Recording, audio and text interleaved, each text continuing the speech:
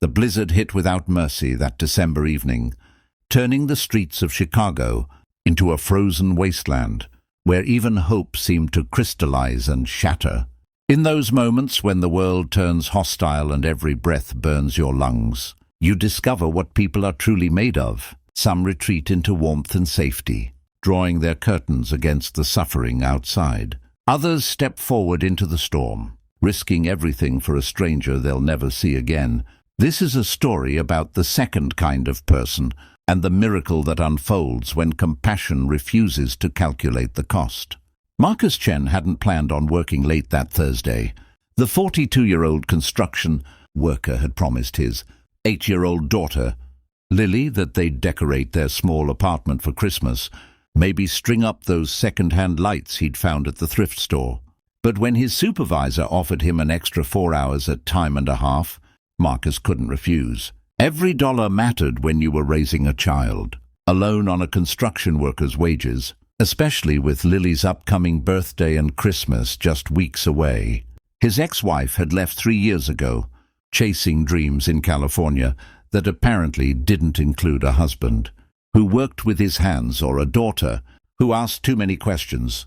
So Marcus did what he always did. He said yes to the overtime, texted Lily's babysitter to stay a few hours longer, and ignored the weather warnings flashing on his cracked phone screen. By 7 o'clock, the snow was falling so thick, Marcus could barely see 10 feet ahead as he trudged toward the bus stop. His worn jacket, patched at the elbows and missing 2 buttons, did little against the wind that seemed determined to cut straight through to his bones. His work boots, which had seen better years, crunched through snow that was already 6 inches deep and climbing. The streets were emptying fast as people who had cars rushed home and those who didn't sought shelter anywhere. They could find it. The city had that eerie quality that comes right before something terrible happens, when even the buildings seem to hold their breath. That's when Marcus heard it, a voice, soft and frightened, calling out from somewhere near the bus shelter. "Hello, is someone there? Please, I need help." He stopped, squinting through the swirling snow. At first he saw nothing but white chaos. Then he noticed her, a young woman in her early 20s, huddled against the shelter's plexiglass wall.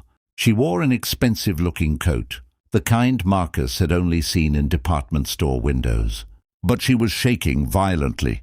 Her long dark hair was crusted with ice, and her face had taken on that greyish pallor that comes before hypothermia sets in. What struck Marcus most, though, were her eyes. They were unfocused, staring past him into nothing, moving with the uncertain flutter of someone searching for light they couldn't see. "I'm here," Marcus said, moving closer. "Are you hurt?" The woman's head turned toward his voice with obvious relief. "Thank God. I've been calling for help for almost an hour. My phone died and I can't find my way. I'm blind, and my driver was supposed to meet me here. But something must have happened. The cold, I can't feel my fingers anymore." Marcus felt his heart drop. An hour in this weather? She should have been inside somewhere. Anywhere. "Okay, let's get you warm. Can you stand?" "I think so." She tried to rise, but her legs gave out. Marcus caught her, feeling how thin she was beneath that expensive coat, how her whole body trembled like a leaf about to tear from its branch. He made a quick calculation.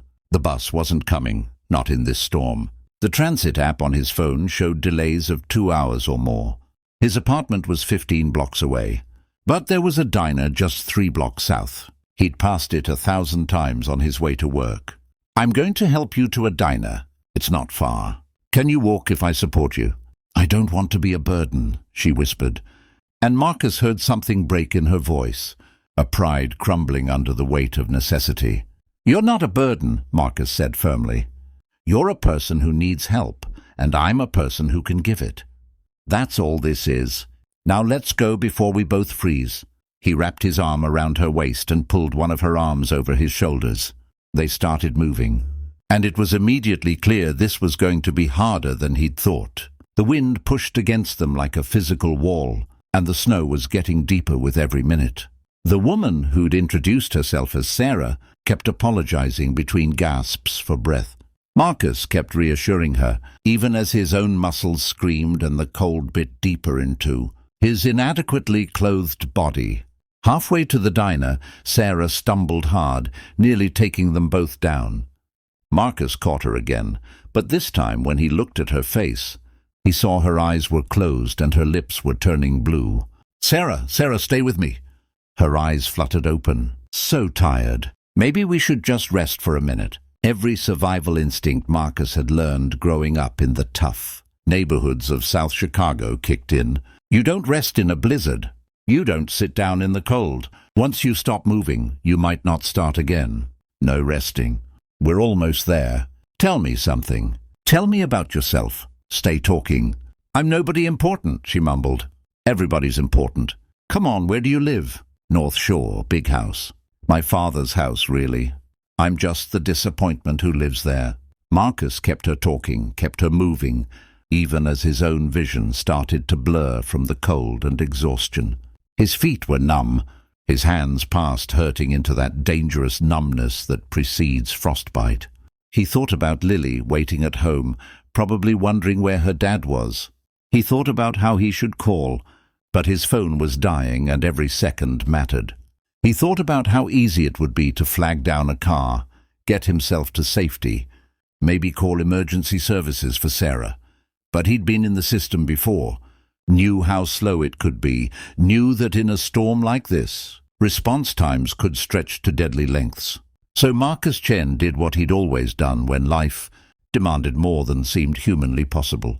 He put his head down, tightened his grip on the shivering woman beside him, and pushed forward into the storm.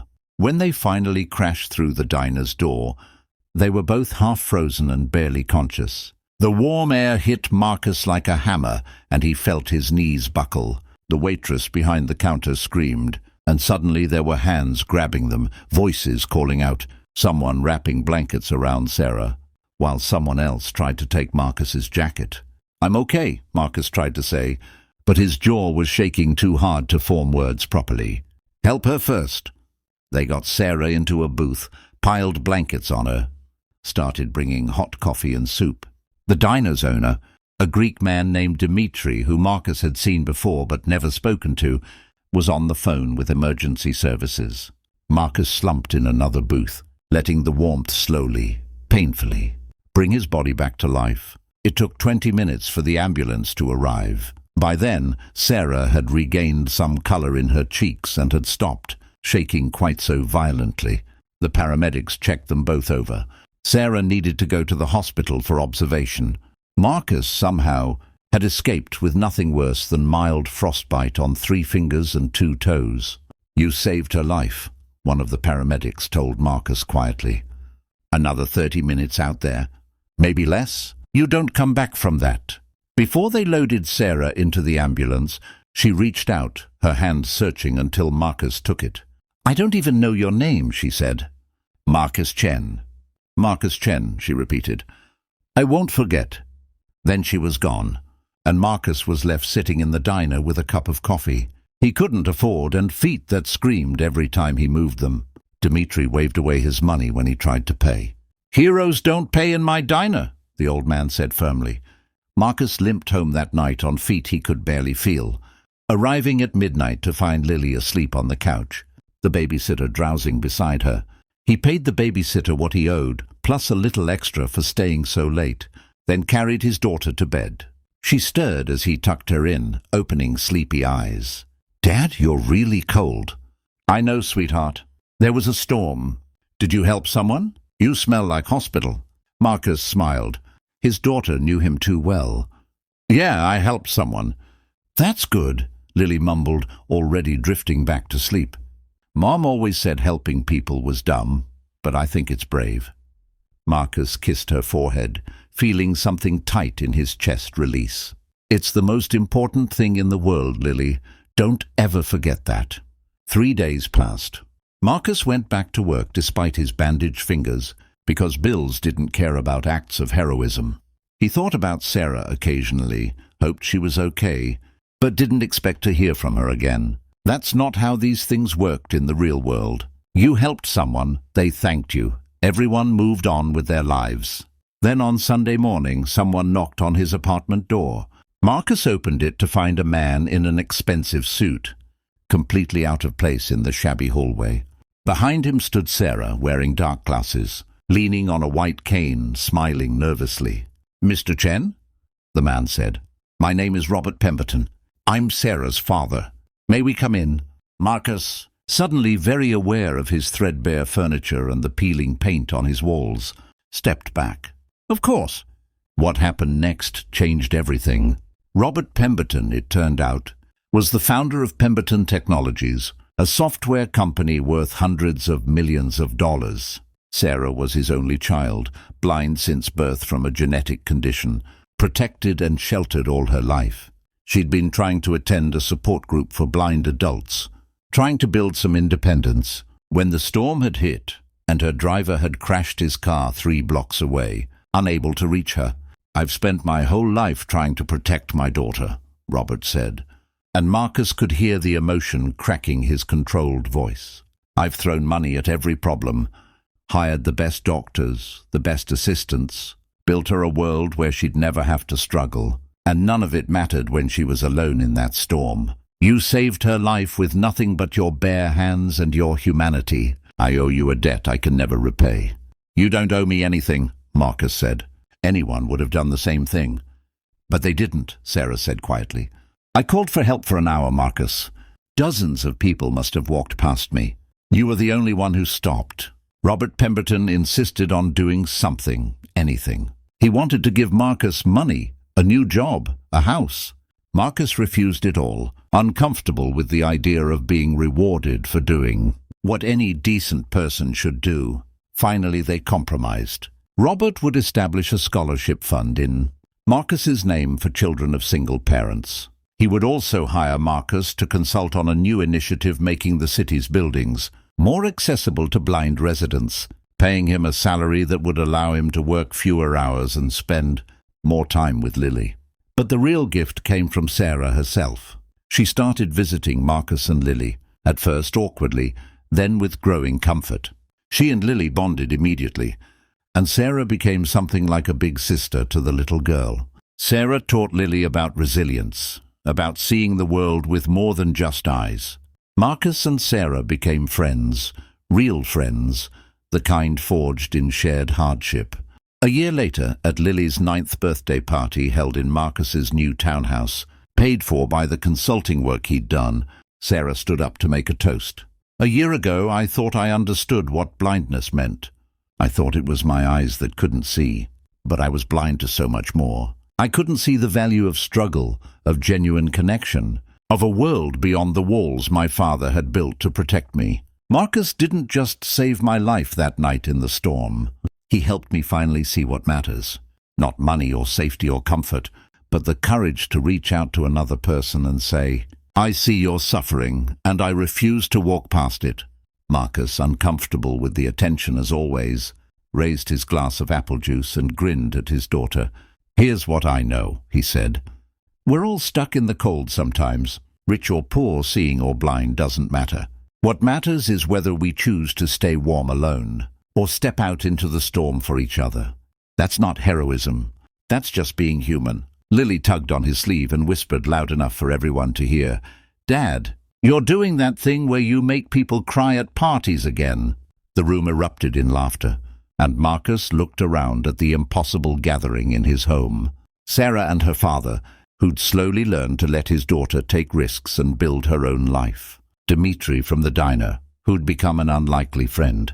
Lily's babysitter, who Marcus could now afford to pay properly. His co-workers from the construction site, their rough hands cradling fancy plates with careful grace. And in the center of it all, his daughter, grinning at him like he'd hung the moon. Sometimes the storm comes out of nowhere. Sometimes you're the one who needs saving, and sometimes you're the one doing the saving. But the real miracle isn't in the rescue itself. It's in the recognition that we're all vulnerable, all human, all deserving of someone who'll step into the cold and refuse to let us face it alone. That's not a fairy tale. That's just the truth about what we owe each other, and what we become when we're brave enough to pay that debt.